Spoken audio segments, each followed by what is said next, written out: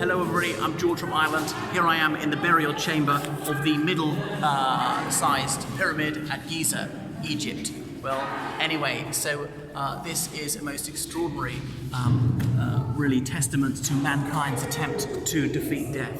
An endeavour which I suppose is unavailing. And no one was here for thousands of years. But then an Italian circus strongman who was an Egyptologist in the early 19th century, he came here, and you can see how it was discovered by Belzoni, 2nd of March 1818, and there was about 20 years ago, marvellous drama about it. And so the sarcophagus is back there.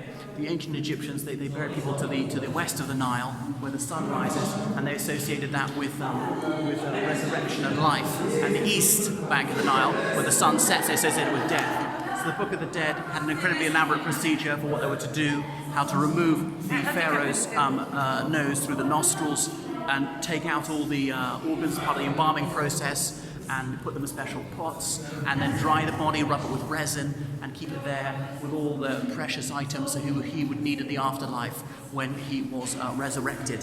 And then here is the sarcophagus. You can go into the Great Pyramid as well, but there's no sarcophagus. So curious to think that the person who's surely the mightiest man on earth was resting in that after his death, because Egypt was a mighty and highly sophisticated civilization for a very long time. So you think of all the tens of thousands of luckless slaves who toiled here under the lash for decades to build this, and a pharaoh's principal task and accomplishment in his reign was to build his own tomb, and he would start working on that on day one. So there are 9 pyramids in this whole area, 3 large ones, 6 smaller ones, various other tombs and things like that. So, wow, what an extraordinary achievement, mentioned by Strabo and Herodotus and ancient Greek geographers and historians, and really one of the 7 wonders of the world for a very, very long time. But it's not a comfortable way in, because I won't film down the corridor, but it's narrow, low. I'm 6'1". I had to be almost stooped double.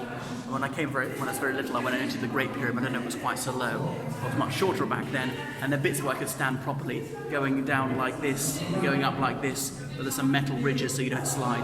You wouldn't want a medical emergency in here because it's very difficult to get you out. Okay, so that's enough from the burial chamber of the Middle Pyramid here at Giza, Egypt. Toodaloo.